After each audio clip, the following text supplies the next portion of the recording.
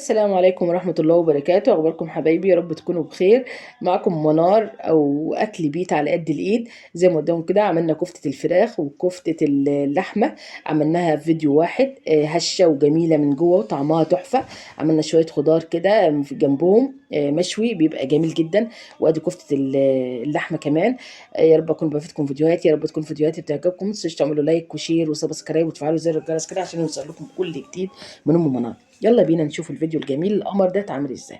ده كده معانا حوالي نص كيلو فراخ، ومعانا كم قطعة كده دهن اللحمة طبعا.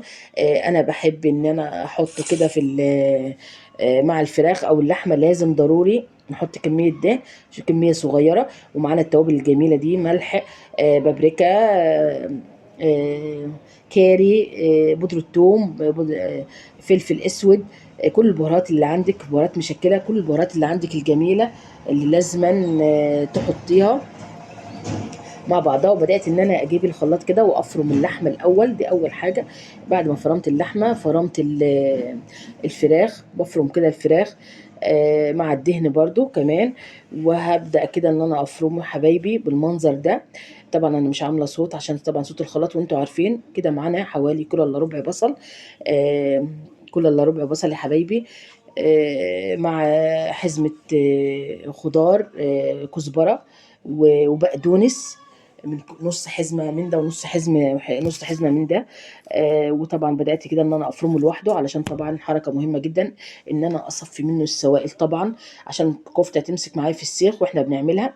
فصفيت السوائل وبدات ان انا اخد التوابل كده اقلبها على بعضها. هاخد نص بقى الخضره وهرجع تاني باللحمه بالخضره، احطها كده في الكبه ومع نص التوابل. طبعا ناخد بالنا براحتك، انت حابه تكتري توابل انت براحتك. بس الملح هيكون حاجه بسيطه، هي دي معلقه ملح، نصها على على كفته اللحمه ونصها على كفته الفراخ. وبدات ان انا اوزع كده باقي التوابل على على الفراخ طبعا. حطيت معلقه بيكنج باودر على اللحمه وعلى الفراخ. بيكنج باودر لازم يا حبايبي، عشان خاطر يخليها هشه من جوه، مفرغه من جوه، ما تبقاش مكتومه ببعضها. ناخد بالنا من الحركه ديت. لو حسيت ان هي طريه معاكي وان هي بتسيب من السيخ، زي ما قدامكم ان شاء الله حطي معلقه دقيق او معلقتين نشا، معلقتين دقيق معلقتين نشا، عشان طبعا تكون متماسكه معاكي في السيخ.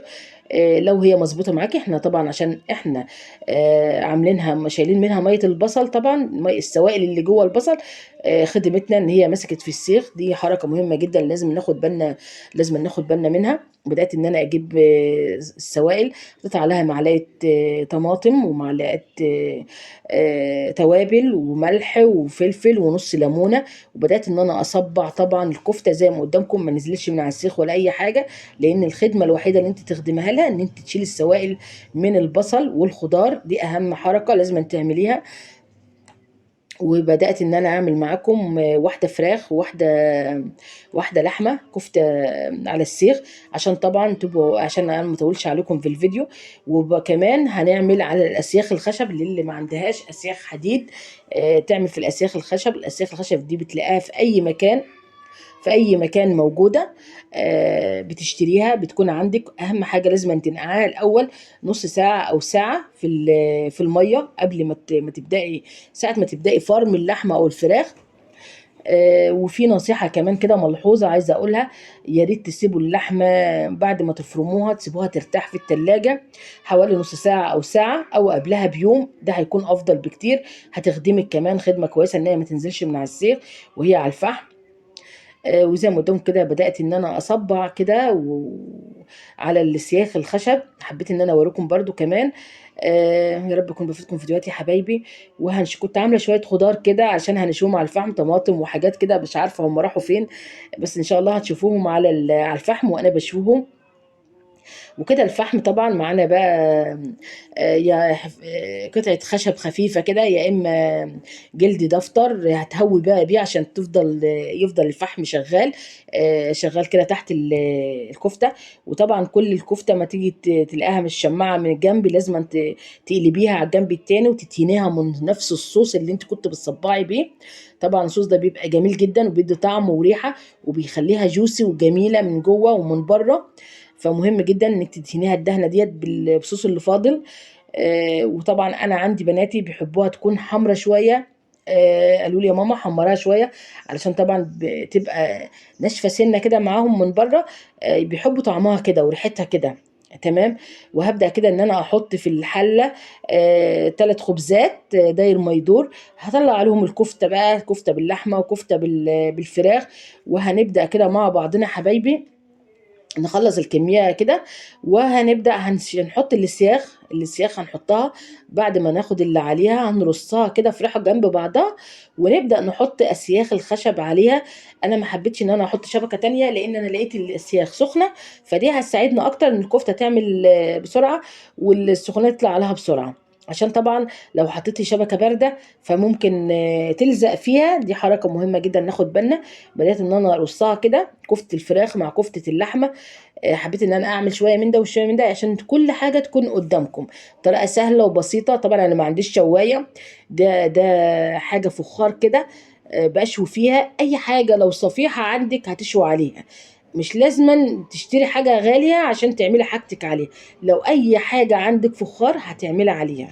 ما تقوليش لا انا ما عنديش حاجه اشوي عليها، لا ده انا مش هودي بره اشوي، لا اتصرفي باي حاجه اعملي عليه. وادي الخضار بصل، طبعا شويه البصل دول اتفضلوا كده من الاسياخ، فانا حطيتهم كده لوحدهم. فقلت على ما دولت ينشوا يكون دولت عملوا ينشوا كويس، عشان خاطر اعمل الخضار وياهم هينشوا بسرعه. وادي الخضار وشكله وجماله ما شاء الله. وحطينا برضو اسياخ فلفل حار، شطه سوداني حاره، لان انا عندي بناتي بيموتوا فيها.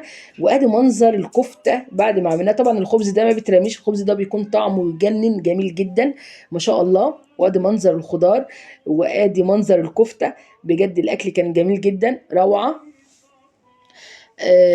الخضار طبعا بياخد شويه سوا عشان البصل، طبعا بصل القرمه ده جميل جدا. خصوصا لما يكون فيه قرمشه شويه كده، ما تسويش قوي، بيكون فيه قرمشه كده بيكون افضل وطعمه جميل. وكده حبايبي زي ما قدامكم بدات ان انا احط خضره كده متقطعه، بقدونس وكزبره في القوارب كده، عشان هنرص بقى اللي هي تحتها الكفته. هنرص فوقها الكفته. وبدات ان انا اخد الخضار كده، شايفين البصل بعد ما نشوى كده وخد لون جميل. طبعا البصل ده برده انا حطيت له صوص من تبع الكفته اللي انا كنت بأتهن بيه عشان يستوي معانا كده ويبقى جميل. وادي الكفته ومنظرها جميل جدا ما شاء الله. بفتحها قدامكم واوريكم هشه من جوه وجميله ومستويه. وبصراحة كان الأكل طعمه جميل. وادي منظر الأكل قدامكم. سبحان الله، يا العين بتاكل قبل البق يا جماعة. اعملوا أكلكم كده بحب، اعملوه بنفس، عشان أكلكم يطلع نفسه جميل في الأكل ويطلع طعمه جميل. يا رب أكون بفيدكم فيديوهاتي، يا رب تكون فيديوهاتي بتعجبكم. متنسوش تعملوا لايك وشير وسبسكرايب وتفعلوا زر الجرس كده عشان يوصل لكم كل جديد من منار. واقول لكم بقى السلام عليكم ورحمة الله وبركاته.